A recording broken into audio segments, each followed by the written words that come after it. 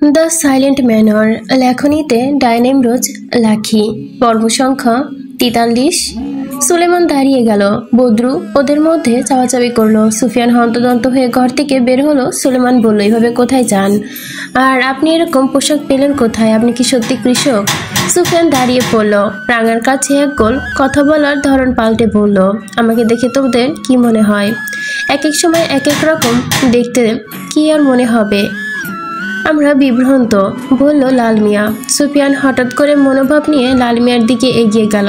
লাল মিয়া কিছুটা ঘাবড়ে গেল সুফিয়ানের হঠাৎ অভিব্যক্তি দেখে। সুফিয়ান বলল, আমি আলিমনগরের একজন সাধারণ বাসিন্দা, একজন কৃষক, কখনো রাখাল, কখনো বাঁশিওয়ালা। আপনার কণ্ঠে কখনো বাঁশি সুর শুনি নাই, বলল সুলেমান। তাহলে আছে? সুফিয়ানের রক্তে মাখা চোখ দুটোর দিকে। সুফিয়ান ওদের দিক থেকে মুখ ঘুরিয়ে নিল। পুনরায় ঘাড়ে হালকা বাঁকিয়ে ওপরের দিকে এক অদ্ভুত ভয়াবহ চোখে তাকালো। বলল, যে শোনার সে শুনেছে।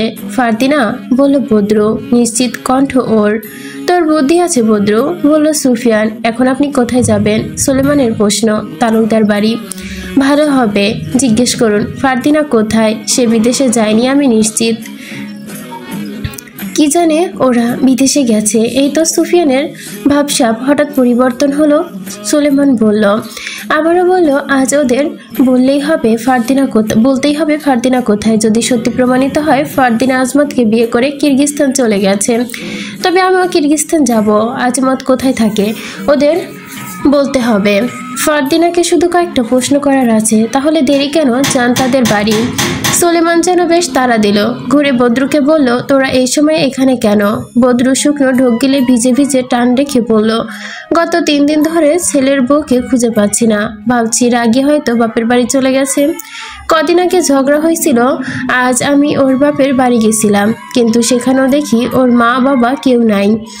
একজনকে জিজ্ঞেস করলাম, উনি বললেন তারা নাকি বেশ কদিন থেকে হাওয়া হয়ে গেছে, কোথায় গেছে কেউ জানে না।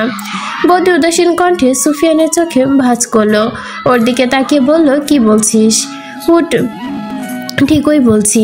আর এইটা বলতেই আপনার কাছে এসেছিলাম। এখন তো এসে দেখছি আপনারই অবস্থা।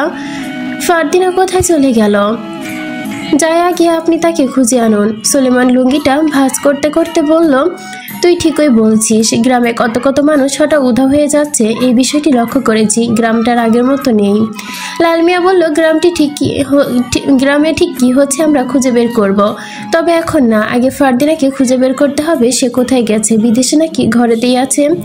সুফিয়ান ওদের চোখে তাকাতেই ভেবে হতাশ ছায়া দেখল। যে মানুষগুলো কোনোদিন পরিবর্তন হবে না ভেবেছিল, তারা আজ পরিবর্তিত। সুলেমান সুফিয়ানের দিকে এগোলো। বলল, আপনি দেরি করছেন কেন? যান ওই বাড়ি। আপনি আগে থাকুন, আমরা পেছনে পেছনে আসছি। আর তলোয়ারটা আমাদের কাছে দেন। আগেই ওইটা দিয়ে ভেতরে যাওয়া যাবে না। সুফিয়ান সুলেমানের দিকে কথা রাখলো, তলোয়ার ওর কাছে দিল। এরপর তালুকদার বাড়ির দিকে রওনা হলো। আজ তীব্র শীত। মনে হচ্ছে শীতটা সব আজ একসঙ্গে আলিমনগরকে জড়িয়ে ধরেছে। আকাশে মেঘের হাতছানি। চাঁদ উঠেছে, চাঁদ মেঘকে ঢেকে রেখেছে। এখন মেঘে খণ্ডে খণ্ডে উড়ে গেছে, চাঁদের আলো দিচ্ছে। কিন্তু সুফিয়ানের শরীর থেকে যেন আগুন বের হচ্ছে। ওপরের কোটাটা খুলে ফেলতেই পেছন থেকে এক কৌটা খুলে গেল। বিষয়টি লক্ষ্য করলো সুলেমান সহ ওরা বেশ কিছুটা দূরে ছিল। ধম মেরে দাঁড়িয়ে সুলেমানকে বলল, কেউ একজন। সুফিয়ানের গা থেকে কোট খুলে নিল। মনে হলো অনুচর। এরপর আর অনুচর দেখা গেল না। লাল মিয়া বলল, আমিও দেখছি, এসব বাদ দে, পরে দেখা যাবে। সুফিয়ানের পরনে শুধু গেঞ্জি। সে এখন তালুকদার বাড়ির সামনে যাচ্ছে। দুজন পাহারাদার পায়চারি করছিল। সুফিয়ান একটা সিগারেট ধরিয়েছে। একজন পাহারাদার তাকে এগিয়ে আসতে দেখে বলল, এত রাতে এখানে? ভেতরে যাব, দরকার আছে। কিন্তু সর্দার কাউরে ভেতরে যাইতে বারণ করছে। আমাকেও। সুফিয়ান পুরো কুঁচকে ফেলল। রশিদ তাকে ভেতরে যেতে বারণ করবে বা বলার কারণ কি? কিন্তু পাহারাদার এর পরিবর্তে জবাব পাল্টে দিল, বলল, আপনাকে যেতেও বারণ করেছে। শুনে কিছুটা অবাক হলো সুফিয়ান। সিগারেটটা শেষ টান দিয়ে ফেলে দিল। বলল, আমাকে ভেতরে ঢুকতে না দেওয়ার কারণ কি? তা জানি না। সুফিয়ান ওদের কথা শুনল না। ভেতরে প্রবেশ করতে চাইল। তখন হঠাৎ পাহারাদার তার সামনে বাধা হয়ে দাঁড়াতো। বলল, যাবেন না। সুফিয়ানের মেজাজ বিগড়ে গেল ওদের কথা শুনে। সুফিয়ান পাহারাদারকে শান্ত কণ্ঠে ক্রোধের আভাস দিয়ে বলল, সর সামনে থেকে। না। পাহারাদার না বলতে ওর নাক বরাবর এক ঘুষি মারল সুফিয়ান। পাহারাদার পাশে সরে গেল। নাক থেকে রক্ত বের হলো তার। অন্যান্য পাহারাদার অনুচর সুফিয়ানের তেজ দেখে হকচকে উঠল। ওরা পাশ থেকে আরো পাশে সরে গেল। সুফিয়ান আঙ্গুলের ইশারায় হুমকি স্বরূপ বলল, আমি এক কথা একবার বলতেই পছন্দ করি, দ্বিতীয়বার বলতে গেলে আমার মস্তিষ্কে আগুনের স্ফুলিঙ্গ হয়। বলে সে ভেতরে প্রবেশ করলো। ঘরের সদর দরজার সামনে যেতে মনে হলো দোতলার বারান্দায় কেউ দাঁড়িয়ে। সুফিয়ান স্থির তাকালো জেবুন্নেসা দাঁড়িয়ে আছে। এত রাতে সে যেন সুফিয়ানের আসার অপেক্ষায় ছিল। সুফিয়ান তাকে পাত্তা না দিয়ে সদর দরজার সামনে দাঁড়ালো। সেখান থেকে পাহারাদার ছিল, সে তৎক্ষণাৎ দরজা খুলে দিল। আশ্চর্য বিষয় হলো দরজার বাইরে থেকে তালাবদ্ধ ছিল। সুফিয়ান সেই দিকে কোনো প্রকার না তাকিয়ে আগে দরজা খুলে দিল। ঘরের ভেতরে বেশিরভাগই আলো নেভানো, 2-4টে লণ্ঠন জ্বলছে, কিন্তু মশাল দোতলার দেওয়ালে জ্বলছে। সুফিয়ান আশপাশে দেখলো কেউ নেই। চোখ তুলে দোতলা দেখলো জেবুন্নেসা সিঁড়ি বেয়ে নামছে। বলল, তুমি এখানে কেন? আজ তোমার সাজসজ্জা অন্যরকম, হঠাৎ রূপ পরিবর্তনের কারণ কি? আপনার কি মনে হয় কি কারণ হতে পারে? তোমাকে বোঝার মতো ক্ষমতা কারো নেই, আমারও নেই। তবে এইটুকু শুধু নিশ্চিত, ছেলে তুমি সাধারণ কেউ নও। সুফিয়ান নিঃশব্দে হাসলো, বলল, আপনি অবশেষে একটু হলেও আমাকে চিনতে পেরেছেন। এখন বলো, কে তুমি? তোমার উদ্দেশ্য কি? অপেক্ষা করুন, সবটা জানতে পারবেন। তবে আমার আসল রূপের খেল আপনাদের না দেখালেও ভালো হবে, কারণ আমার তাণ্ডব লীলা সহ্য করতে পারবেন না। জেবুন্নেসা সুফিয়ানকে বসালেন, বললেন, রূপ দেখালেই তাণ্ডবের খেলা দেখাতে হবে, এর কারণ কি? সুফিয়ান ঠোঁট বাঁকিয়ে হাসলো। জেবুন্নেসা অতঃপর প্রান্তে সোফায় পা তুলে বসলো। বলো, তখন আপনার কে আমার ওপরে ঝাঁপিয়ে পড়তে হবে, আর আমি তখন আঘাত করলে আপনারও আঘাত সহ্য করতে হবে। তোমার এখন এই রাতে এই বাড়িতে আসার কারণ কি বলো? ফারদিনা কোথায়? ওহ, তার মানে এই কারণ। তোমার আর ফারদিনার প্রেম চলে, আমি আগে থেকেই জানি। তোমাদের একসাথে অনেক দেখেছি রাত বেরোতে। আপনি আমাদের অনুসরণ করতেন লণ্ঠন হাতে, কখনো ক্ষেতের আড়ালে, কখনো গাছের আড়ালে। আমিও আপনাকে দেখেছি, কিন্তু আপনার দেখা না দেখা আমার কিছু যায় আসে না। আমাকে তুমি সহজভাবে নিতে কেন? আমি চাইলে তোমার অনেক ক্ষতি করতে পারতেন, করেননি কেন? আপনার সাহস জন্মায়নি? কারণ আমি তোমার সত্যিটা যাচাই করতে চেয়েছিলাম। তোমাকে নিয়ে আগে থেকে সন্দেহ ছিল, শুধু উপযুক্ত প্রমাণ ছিল না। এখন আছে? সুফিয়ান কঠিন চোখে প্রশ্ন করলো। তোমার সাথে ফারদিনার সম্পর্ক ছিল, সেটা সবাই জেনে গেছে, আমিও জানিয়েছি, কিন্তু আফসোস তোমাদের সম্পর্ক পূর্ণ হলো না। ফারদিনা বিদেশি ছেলের হাত ধরে চলে গেল, তাও বিয়ে করে। মিথ্যা কথা, সুফিয়ান আত্মবিশ্বাসের সাথে বলল। থেমে আবার বলল, ও এই বাড়িতেই আছে। আপনারা ওকে লুকিয়ে রেখেছেন, বলুন কোথায় কোথায় আটকে রেখেছেন ওকে? আশ্চর্য, মিথ্যা কেন বলবো আমরা? গত কিছুদিন আগে জাহাজ চলাচল বন্ধ, তাহলে ওরা বিদেশে গিয়েছে কিভাবে? জেবুন্নেসা এবার নড়ে চড়ে বসে, চোখের পলক চারপাশে কোচকে খানিকটা। সুফিয়ান ক্ষীণ চোখে চেয়ে লক্ষ্য করলো বিষয়টা। কি হলো, ভয় পেলেন কেন? সত্য জায়গায় পা পড়ে গেছে নাকি, তাই মিথ্যার আড়াল থেকে উঠে দাঁড়াতে কষ্ট হচ্ছে? তুমি অনেক বেশি কথা বলো। ওরা হয়তো অন্য কিছু পথে গেছে। কথাগুলো এলোমেলো ছিল। সুফিয়ান হেসে ফেলল, বলল তেজছালো ভাবে, কেন? সত্যি কথা বলতে গেলে তোতলাতে হয় নাকি? পান মুখে, তাই কথা আটকে গেছে। এটাও মিথ্যা বললেন। ওনার মুখ একদম পরিষ্কার। মুখে পান থাকলে ঠোঁট লাল দেখাতো, চিবোতো। সুফিয়ান স্পষ্ট করলো ওনার মুখে পান নেই। সুফিয়ান পা নামিয়ে ফেললো, দাঁত কিরমির করে এদিক ওদিক দেখলো। বলল, আপনি পান খাচ্ছেন না? আপনি নারী না হলে পুরুষ হতেন, এতক্ষণ আপনার জিহ্বা টেনে ছিঁড়ে ফেলতাম। তোমার সাহস তো কম না, আমার জিহ্বা ছেঁড়ার কথা বলছো? ছেঁড়ার কথা বলছি, ছিঁড়িনি। আপনার ভাগ্য ভালো, বেশিরভাগ ভালো থাকবে না যদি সঠিক তথ্য না দিন। আমার কথা বিশ্বাস না করলে আদিবকে জিজ্ঞেস করো। আদিব সিঁড়ি দিয়ে নেমে সুফিয়ানের পেছনে আসলো। পায়চারি করতে করতে বলল, তুই এখানে আবার এসেছিস কেন? সুফিয়ান দাঁড়িয়ে বলল, তোরা মিথ্যা বলছিস। কেন? ফারদিনা বিদেশে যায়নি, জাহাজ চলাচল বন্ধ। আমরা কখন বললাম? ওরা সমুদ্র পথে গিয়েছে, উড়চড়ে গিয়েছে মরুভূমি পথে। সুফিয়ান হঠাৎ স্তব্ধ হয়ে গেল। আদিবের কণ্ঠে মিথ্যার আশ্রয় দেখা যাচ্ছে না। সে খানিকক্ষণের জন্য বিশ্বাস করে ফেললো উড়চড়ে পথ পাড়ি দেওয়া যায়। বিষয়টি সুফিয়ান ভুলে গিয়েছিল। এখন সে কি করবে? কিরগিজ চলে যাবে? ফারদিনা কি সত্যিই তাকে ছেড়ে চলে গেছে?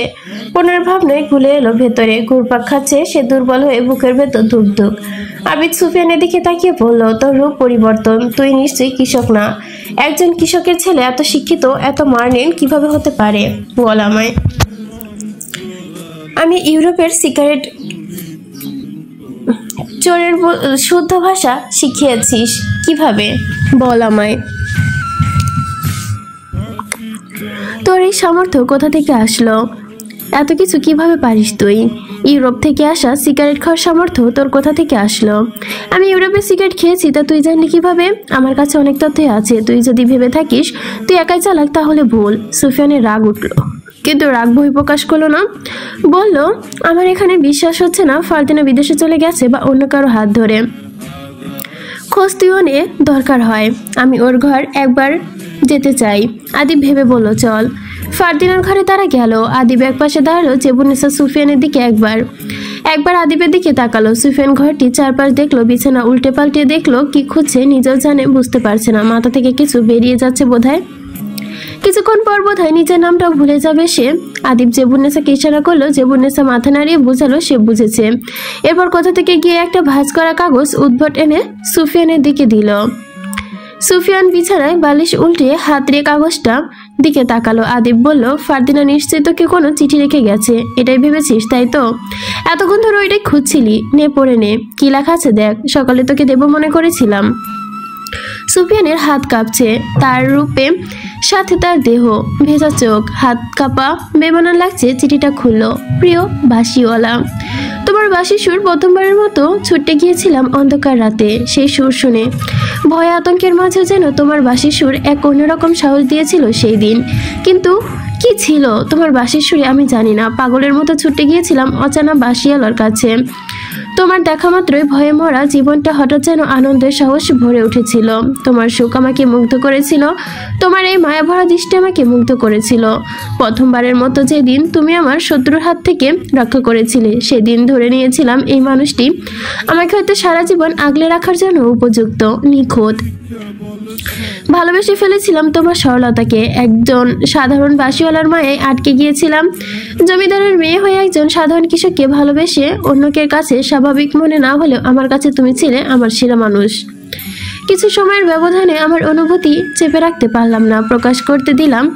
আমি তোমায় ভালোবাসি, তুমিও বললে ভালোবাসো। সেদিন আমি বলেছিলাম আমার খুব ইচ্ছে করে তুমি আমাকে গোলাপ দিবে, প্রেম নিবেদন করবে, তুমি আমার আশা পূরণ করবে। কিন্তু কতটা বোকা আমি দেখো। তোমার সব কথা আমি বিশ্বাস করেছিলাম। বিয়ের প্রতিশ্রুতি দিয়ে আমি বিশ্বাস করেছিলাম, আশায় থেকেছিলাম। আমি বোকা ছিলাম সুফিয়ান। তুমি বলতে না আমি বোকা, গর্দ, বুদ্ধিহীন। সত্যি আমি তাই। নয়তো তোমাকে খুঁজতে পাগলের মতো তোমার গ্রামে ছুটে যেতাম না। সেদিন বোধহয় তোমার গ্রামে যাওয়া উচিত হয়নি। তোমার আসল রূপ আমাকে নড়িয়ে দিয়েছিল। তুমি মিথ্যা বলেছো, তুমি সাধারণ কেউ নও। তুমি মিথ্যা আশা দিয়ে অন্য কাউকে বিয়ে করে নিয়েছো। তোমাকে অন্য কারোর সাথে দেখে নিজেকে সামলাতে পারিনি, ভেঙে পড়েছিলাম সেই দিন। পুরোপুরি শেষ হয়ে গিয়েছিলাম আমি আমার সবটুকু ভালোবাসা দিয়েও তোমাকে পাইনি। আমার সবকিছু বিলিয়ে দিয়েও আমি তোমাকে ধরে রাখতে পারিনি। তুমি বলেছিলে না যে সম্পর্কে সেতু বন্ধন মিথ্যা দিয়ে তৈরি হয়, সেই সম্পর্কে কোনোদিন পূর্ণতা পায় না। তুমি ঠিকই বলেছিলে। সেদিন তোমার কথাটা আজ বাস্তব প্রমাণিত হয়েছে। আমাদের সম্পর্কে পূর্ণতা পায়নি, কিভাবে পাবে? তুমি তো আমাকে ভালোই বাসনি। আমি বোকার মতো ভালোবেসে সত্যি হেরে গেছি। আমি তোমাকে অভিশাপ দেব না, সবসময় চাইবো তোমার ভালো হোক। তোমার স্ত্রীকে নিয়ে ভালো থেকো। আফসোস তোমার বাঁশির সুর আর শোনা হবে না, আর হয়তো কোনোদিনও হবে না তোমার বাঁশির সুর শোনা। আমি চলে যাচ্ছি অনেক দূরে। এখানে থাকলে তোমার কথা বেশি বেশি মনে পড়বে। তোমার স্মৃতি আমাকে নাড়িয়ে দিবে। আমি সহ্য করতে পারবো না। ভালো থেকো, ইতি তোমার বোকা ফারদিনা। সুফিয়ান চিঠিটা পড়তে পড়তে দু চোখ যেন ভিজে গেল তার। জলে ভিজে উঠেছে চোখ। চিঠি পড়ে ওপরে কয়েক ফোঁটা চোখে জল পড়লো চিঠিতে। এক মুহূর্তে সুফিয়ান কষ্টের সঙ্গে ফারদিনার কথা ভেবে তার ফারদিনা ভেঙে পড়েছিল, অজস্র কেঁদেছিল। না জানি কতটা পাগলের মতো ছটফট করেছিল। সুফিয়ান সেই কথা ভেবে ভেতরটা ভঙ্গুর হলো। আদিব বলল, যেটা খুঁজছিস পেয়েছিস, এখন যা। সুফিয়ান নিজেই কয়েক সেকেন্ড সামনে বলল, ও চলে গেছে দূরে, সেটা উল্লেখ নেই। আমি কিভাবে বিশ্বাস করব ও সত্যি বিয়ে করেছে? আদিব স্বাভাবিকভাবেই জবাব দিল, আজমতকে বিয়ে করতে চায়নি, আমরা জোর করে করিয়েছি। এরপর রাজি হয়েছে, কেননা বিদেশে যাবে, কোথায় যাবে, কার কাছে যাবে, কার কাছে থাকবে, মেয়ে মানুষ, সেসব ভেবেই ওর সঙ্গে বিয়ে দেওয়া হয়েছে। চিঠিটা তোকে পাঠানোর উদ্দেশ্যে লিখেছিল, কিন্তু সেই সুযোগ আর হয়নি তার আগে আমরা রেখে দিয়েছি। আজমত কোথায় থাকে? কিরগিজের। তোকে কোনোভাবে ভুলবো না, ওর সংসার ভেঙে যাক, তা আমি চাই না। তুই ওকে সত্যি ভালোবাসলে ওকে ভুলে যা, ওকে সুখে থাকতে দে, আর চলাতন করিস না তুই ওকে। অনেক করেছিস আমার বোনটার সাথে। জেবুন্নেসা এর দিকে তাকালো, বলল, আমাকে দেখে বেশ ধারালো মনে হয়, তোমাকে কাঁদলে একদম সুন্দর দেখায় না, আর কেঁদো না তুমি। যেহেতু কৃষক নয় সেহেতু অনেক সুন্দর মেয়ে পাবে, জীবনের অপমানক সূচক কণ্ঠে বলল। সুফিয়ানের চোয়াল যেন শক্ত হলো উনার কথার তেজে। তারপর হঠাৎ থেমে গেল, পুনরায় ঘরটির দিকে তাকাতেই জীবনের আবারও বলল সুফিয়ানকে চলে যেতে। সুফিয়ান নির্বিকারে ঘরটিকে দেখলো, তারপর বের হলো। বাড়ির আনাচে কানাচে অব্দি তাকাচ্ছে সে, প্রতিটা দেওয়ালে তার দিকে তাকিয়ে ছিছি করছে। তালুকদার বাড়ি ছেড়ে চলে যেতে মনে পড়লো ফারদিনার গোলাপ গাছটার কথা, শেষবারের মতো একবার গাছটা দেখবে। ফারদিনা চলে গেছে চিঠিতে স্পষ্ট উল্লেখ আছে, তবুও বিস্মন, সবকিছু যেন অন্যরকম। ছাদের একপাশে মশাল জ্বলছে, সুফিয়ান একটা মশাল হাতে নিয়ে গাছটি নিকট গেল। মরে গেছে গাছটি, সুফিয়ানের বুকটা ছ্যাদ করে উঠল, চোখের জল সীমান্ত পড়িয়ে পড়লো। তাই ছাদে দেখলো এখানে বসে একদিন ফারদিনাকে জড়িয়ে ধরেছিল। ফারদিনা সেদিন কেঁদেছিল যে ঠিক সুফিয়ানের বুকের মাঝখানে বসে। ফারদিনার চোখের জল সুফিয়ানের সহ্য হতো না, তাহলে আজ কিভাবে হচ্ছে? ছাদের পাশে গেল সে। সুফিয়ান খোলা মাঠে দাঁড়িয়ে ঠিক এদিকে তাকিয়ে থাকতো, আর ফারদিনা রেলিং এর পাশে দাঁড়িয়ে। আবিদের ওপর রাগ উঠছে, জোর করে ফারদিনাকে বিয়ে দিয়েছে, ইচ্ছে করছে ওদের শেষ করে ফেলতে, কিন্তু কোনো এক বাধা যেন আটকে দিচ্ছে। ও নিশ্চয়ই জানবে আজমত কোথায় থাকে। নরম গলায় নাই, কঠিন গলায় জিজ্ঞেস করতে হবে। সুফিয়ান এর দোষ আছে বলেই ওদের ওপর খুব একটা রাগ দেখাচ্ছে না। সে ফারদিনার সাথে মিথ্যা বলেছিল, এটা তো তার অপরাধ। এই অপরাধ তার মনেও বাদ সাধছে, সে তো অপরাধী। সুফিয়ান নিচে গেল। বৈঠকখানায় আবিদ সাহেব, আবির, রায়হান সবাই বসে আছে। ওরা বেশ চুপচাপ, যতটা সম্ভব চুপচাপ থাকা যায় আর কি। সুফিয়ানের কোনো রকম সন্দেহ হলো না, কোথাও রশিদকে দেখলো না। কঠিন গলায় জিজ্ঞেস করলো, চাচা কোথায়? শহরে গেছে বলল সাইম। রায়ান দাঁড়িয়ে সুফিয়ানের সাথে বলল, তুই ছাদে কি করছিলিস? হয়তো কিছু খুঁজতে গিয়েছিলিস, পেয়ে গেছিস, এখন চলে যা। সুফিয়ান রায়ানের চোখের দিকে তাকিয়ে সরাসরি বলল, আমি ফারদিনার বিদেশে গিয়েছে আজমত কোথায় থাকে সেই ঠিকানা আগামী 12 ঘন্টার মধ্যে চাই। আর যদি তোরা কোনো মিথ্যা কথা বলে থাকিস সেটা আগামী 12 থেকে 24 ঘন্টার ভেতরে স্বীকার করে ফেলিস। 24 কেন, এর বেশি অপেক্ষা করলে মিথ্যা হয়ে যাবে না। আর আজমতের ঠিকানা আমরা দেব না, তোর জিজ্ঞেস করতে ইচ্ছে হলে খুঁজে নে। আদিব বলল। সুফিয়ান বলল, খুঁজে তো আমি নেবই, আর তোর মিথ্যা বলছিস সেটাও আমি বুঝতে পেরেছি। যদি ইচ্ছা করে ফারদিনাকে আমার থেকে দূরে সরিয়ে রাখিস, এর ফল ভালো হবে না। সুফিয়ানের চোখে মুখে লাভার স্পষ্ট দেখা গেল। শেষবারের মতো আবারও তাকিয়ে তাকালো ঘরের দিকে, পেছন ফিরে প্রশ্ন ছুড়ল, তোর আসল পরিচয়টা দিয়ে যা। সুফিয়ান পিছু পা দিয়ে পুনরায় রায়ানের দিকে আসলো, বলল, খুঁজে বের কর। রায়ান হঠাৎ চোখ পড়লো সুফিয়ানের বাঁ হাতের পেছনের স্থানটার দিকে, চামড়া খোদাই করে স্পষ্ট লেখা। রায়ান আক্রমণের মতো সুফিয়ানের দিকে হাতটি বাড়ালো, লেখাটি দেখলো ইংরেজিতে, ওয়ার্ড আই হেট ব্রিটিশ। সুফিয়ান হাতটি ছিটকে পিছনে সরিয়ে নিল। রায়ান জিজ্ঞেস করলো, তুই ব্রিটিশদের ঘৃণা করিস কেন? সুফিয়ান আঙ্গুল তুলে বলল, সেই জাস্টিফিকেশন আমি তোকে দিব না। এরপর দ্রুত পায়ে চলে গেল সে। রায়ান ঘুরে বাকি ভাইদের দিকে তাকালো, সাইমকে বলল, ও আমাদের এত সহজে ছাড়বে না। কি করব এখন আমরা? ওকে বাঘের খাবার বানাবো? আগেও ঠিক পরিচয় বের কর, তারপর দেখা যাক কি করা যায়।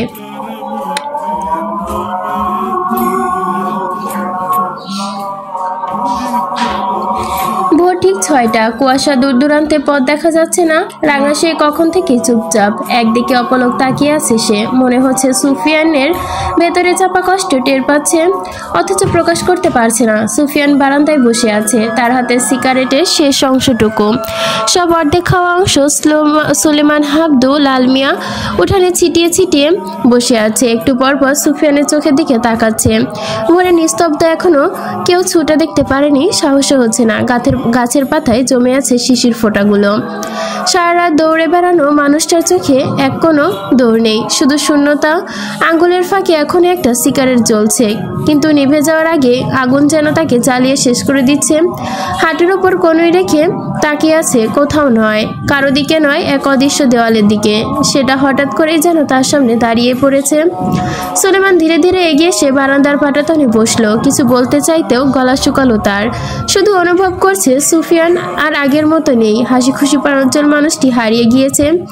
উঠানের ওপর লাল মিয়া বদুর গলা আটকে আসছে, কেউ কথা বলতে পারছে না। হঠাৎ সুফিয়ান মুখটা শক্ত করে ফেললো, তার আঙুল নখ দিয়ে তালু গেঁথে গেল যেন। চোখ লাল হয়ে আছে, গতকাল যতটুকু ঘুমিয়েছে ঘুম তার 4 দিনের জন্য সম্পর্ক ছিন্ন হয়েছে। সে ধীরে ধীরে মাথা নিচু করলো, আর সেই মুহূর্ত মনে করলো একজন মানুষ নয়, একটা পাহারা ভেঙে নিঃশব্দে। আর সেই পাহারাটা কে? কেউ কাছে যেতে পারছে না, কারণ তার নীরবতার চারপাশে তৈরি অদৃশ্য কাটা জাল। সুফিয়ান শুধু একবার চোখ তুলে আকাশের দিকে তাকালো, মেঘে ঢাকা ভোরের দিকে। কোনো প্রকার উত্তর ফেরত দিল না। সেই মুহূর্তেই বলল যে পৃথিবীতে একবারের জন্য প্রশ্ন থেমে গেছে, কিন্তু তার ভেতরের ঝড়টা থামছে না। এই প্রশ্নটা বারবার ঘুরপাক খাচ্ছে সুফিয়ানের ভেতর। সুফিয়ানের নাক লাল হয়ে গেছে। আবারও বলল, চোখ থেকে জল গড়িয়ে পড়ছে। হাত দিয়ে জল মুছে ফেলতে ফেলতে আবারও পড়ছে। মনে হচ্ছে তার কষ্ট যেন চোখের মনি অতিক্রম করে পৌঁছে গেছে। সুলেমান বলল, আপনি আর এভাবে কাঁদবেন না, আপনার চোখে জল মানায় না, তেজ দরকার। সুফিয়ানের গলা ভিজে গেল। ফারদিনা যদি সত্যি বিয়ে করে থাকে তাহলেও আজমতের সাথে থাকছে, একসাথে খাচ্ছে, ঘুমাচ্ছে। আমি গেলে হয়তো ওদের দেখতে হবে। চোখের সামনে আমার না হওয়া রাজকুমারী অন্য কারোর হয়ে আছে, এটা আমি কিভাবে সহ্য করব? একবার বলবেন না, নিজেকে কেন শেষ করবেন? নিজেকে কারো করবেন বলেন? যারা আল্লাহকে ভয় পায় না, আল্লাহকে ভয় না পেলে মানুষ নিজেকে ধ্বংস করে, এমন কথা ভাববেনও না। ইহকাল পরকাল কোনো কালই পাবে না, শুধু শাস্তিই পাবে। সুফিয়ান মৃদু শব্দে কেঁদে উঠল, বড্ড ভাঙা ভাঙা কণ্ঠে বলল, আমি এই দুনিয়ায় শান্তি পেলাম কোথায়? মা বাবাকে সে কবে হারিয়ে ফেলেছি, নিঃসঙ্গ আমি। সেই মুহূর্তে আমার জীবনে এলো ফারদিনা, আজ আমি সেই ফারদিনাকেও হারিয়ে ফেলেছি। সুফিয়ানের ভেতরের অভিব্যক্তি দেখে আর চোখে জল আসলো। বিষয়টি লক্ষ্য করলো। বদলু কিছু খড় এনে রাঙার সামনে দিল। রাঙার মুখে ঘুরিয়ে নিল, বদরু ওর শরীরে হাত দিল ভালোবাসার স্পর্শে। রাঙা এবার বদরুর কণ্ঠে রেশধ্বনি তুলল। আজকে রেশধ্বনি যেন ওর শক্তি নেই। সুফিয়ান গতকাল থেকে ওর যত্ন নিচ্ছে না বলে হয়তো বা রাঙা এমন চুপসে গেছে। সুফিয়ান এখন ঠিক কি করবে বুঝে উঠতে পারছে না।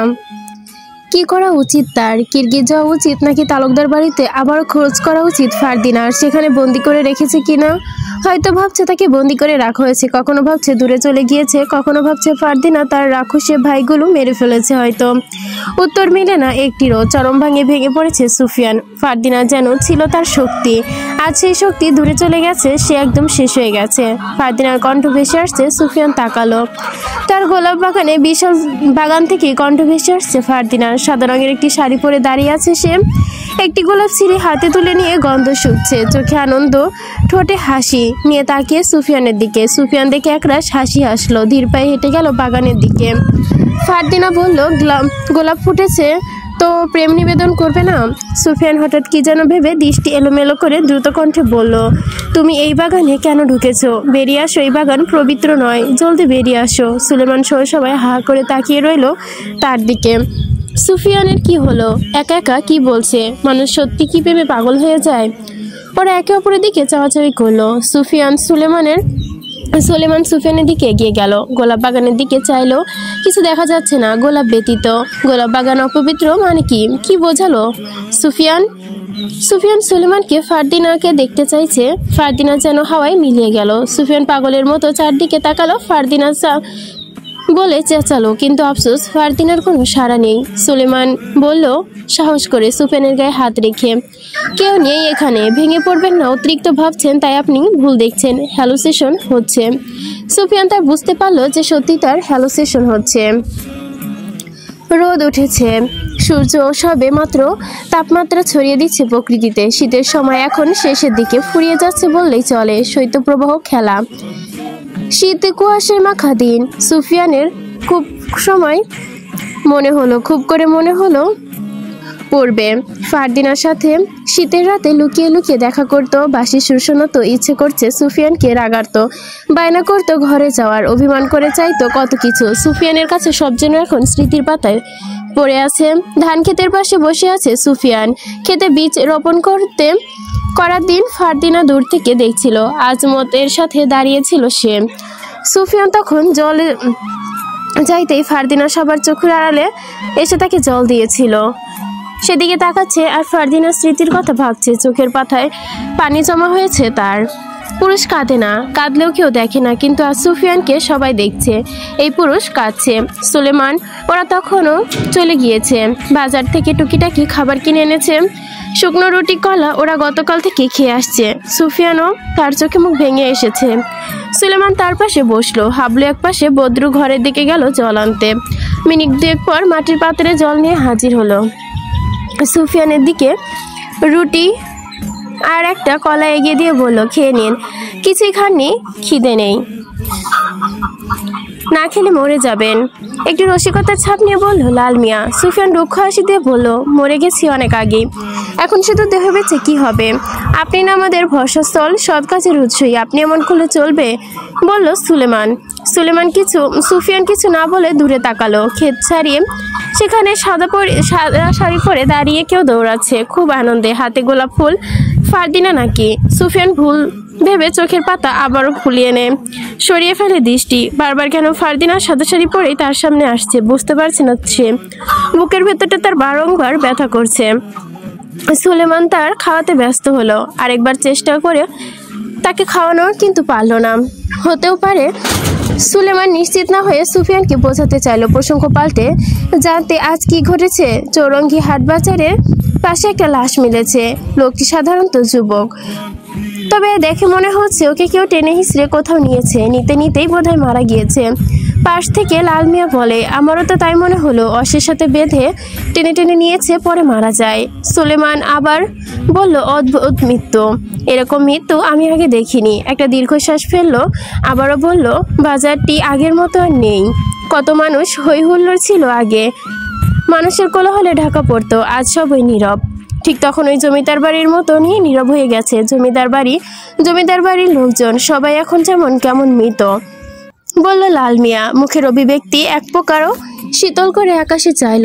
তুই ঠিকই বলছিস, আমি লক্ষ্য করেছি বিষয়টি। চৌরঙ্গি হাটে যেতেই আগামী 12 ঘন্টা সময় দিয়েছে, 12 থেকে 24 ঘন্টা সুফিয়ান সময় দিয়েছে আদিবদের। এই সময়ের মধ্যে সে নিজেও আশেপাশে সমস্ত জায়গায় খোঁজ নেবে, মরুভূমির পথ থেকে দূর দেশের উদ্দেশ্যে কেউ পাড়ি জমিয়েছে কিনা।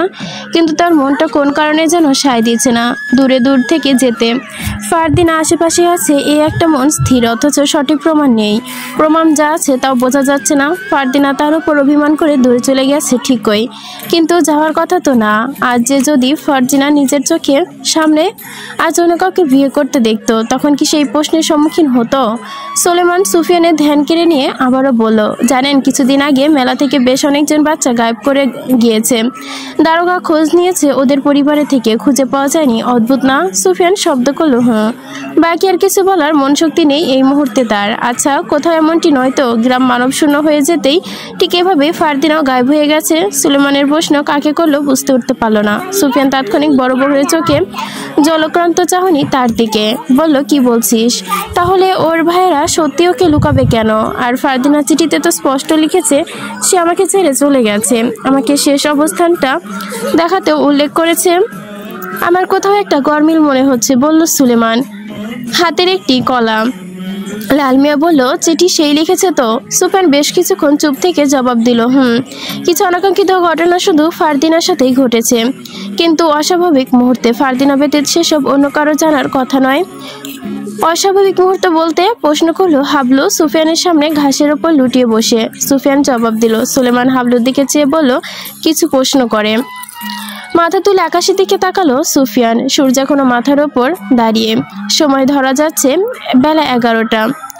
এবেলায় কলাটা সুফিয়ানের দিকে এগিয়ে দিয়ে বলল, এটা অন্তত খেয়ে নিন, আপনার শরীরটা একদম নেতিয়ে যাচ্ছে। সুফিয়ান নিজের দিকে তাকালো। এত দ্রুত তার শরীর নেতিয়ে যাবে না। দুর্বল মনের শরীরের নাম। বলা যায় হৃদয় ভেঙে গেছে, আপনি শরীর ভেঙে যায়। দুর্বল হৃদয় হয়ে যায় বলে এত সহজে আমি ভেঙে পড়ছি না, নয়তো হৃদয় ধীরে ধীরে ভেঙে যাবে। জোড়া লাগানোর চেষ্টা করলে আপাতত করছি না। যতদিন যায় ফারদিনাকে খুঁজে বের করব, ততদিন অন্য মুখে তুলব না। তার মানে আপনিও নিশ্চিত ফারদিনাকে আটকে রাখা হয়েছে? নয়, কোনো একটা গরমিল নিশ্চয়ই আছে, বলল সুলেমান। সুফিয়ান ভুরু কুঞ্চিত করে ফেলল। বারে বারে একই কথা কেন বলে ফেলছে নিজের অজান্তে মনে পড়ছে না। সিন্ধুতলি গ্রামের থাকাকালীন এক রাতে ফারদিনাকে ভাবতে ভাবতে ঘুমিয়ে পড়ে। সেই রাতে শেষ প্রহরের দিকে একটা দুঃস্বপ্ন দেখে। ফারদিনার বিয়ের জন্য তালুকদার বাড়িতে পৌঁছাচ্ছে। অপেক্ষা করতে করতে ফারদিনা বউ সেজে নিচে নামবে, ঠিক তখনই আগ্রহ নিয়ে বউ সাজ দেখায় বসে পড়েছে। ঠিক সেই সমুদ্রই হঠাৎ করে পাল্টে যায়। ফারদিনা তার সামনে উপস্থিত হয়েছিল ঠিক, কিন্তু সাদা রঙের শাড়ি পরে। স্বপ্নের কথা মনে পড়তে আর মনে করতে চাইল না সে। ভয় ভয় হচ্ছে হঠাৎ, কি যেন কি আশঙ্কা করছে সে। তার মৃত্যুর আগে একটা কথা বলে গিয়েছিল, যখন যাই হবে সর্বদা আল্লাহর প্রতি সুরক্ষা বা সুধারণা রাখবে। আজ সুফিয়ান সুধারণা রেখে যেন রাখতে পারছে না, সব কিছু ঠিকঠাক নেই। লাল মিয়া এদিক ওদিক দেখতে চোখ পড়ে সুফিয়ানের গোলাপ বাগানের দিকে। ঘুরে সুফিয়ানের দিকে একবার তাকালো। তখন আপনি বলেছিলেন আপনার গোলাপ বাগান অপবিত্র। বাগান অপবিত্র মানে কি? সুফিয়ান বলল, এমনি বলেছিলাম। বলেছিলেন, বোধহয় ভুলে বলে ফেলেছি। বলে পকেট থেকে ফারদিনা চিঠিটা বের করলো। চিঠিটা যেন ফারদিনার মুখ ভেসে উঠেছে, পড়লো না, পকেটে রেখে দিল। আবার বের করলো, মনে হলো কিছু একটা চোখে পড়েনি। সে শুধু চিঠিটা লেখা গুলো আবার দেখলো। সুলেমান বলল, কি দেখছেন? সুফিয়ান ভার গলায় বলল, চিঠি লেখার শুরু একজনের, নিশ্চয়ই ফারদিনার, কিন্তু শেষে 2 লাইন অন্য কারো। আমি নিশ্চিত। কি বলছেন, সত্যি? ওরা সবাই একসাথেই প্রশ্ন করে। সবাই নড়ে চড়ে ওঠে। আমি অত অশিক্ষিত নই, এইটুকু বোঝার ক্ষমতা আমার আছে। এর মানে ওরা আমার সাথে চালাকি করেছে। নিশ্চয়ই ফারদিনাকে কোথাও লুকিয়ে রেখেছে ওরা। সুফিয়ান এর কথা শুনে ওরা কিছু বলতে পারলো না। কিছু বলার আগেই পেছন থেকে ভেসে এলো মজিদ মিয়ার হাসির শব্দ। লাঠিতে ভর দিয়ে কালো চাদর পেঁচিয়ে দাঁড়িয়ে এসে অদ্ভুতভাবে হাসছে। বারবার বলছে, পাপ বাপ কেউ ছাড়ে না, পাপ বাপ কেউ ছাড়ে না। ও পাগল চাচা, আপনি কোন পাপের কথা বলছেন? জিজ্ঞেস করলো সুলেমান। মজিদ মিয়া আঙ্গুল তুলে সুফিয়ানের দিকে দেখালো, এরপর লাল মিয়া, এরপর বদলু হাবলু। ওরা বিদ্রুপ করে বলল, আমরা কি করেছি? সুফিয়ান ভাই কি করেছে? চাচা মানে মনে হয় পুরোপুরি পাগল হয়ে গেছে।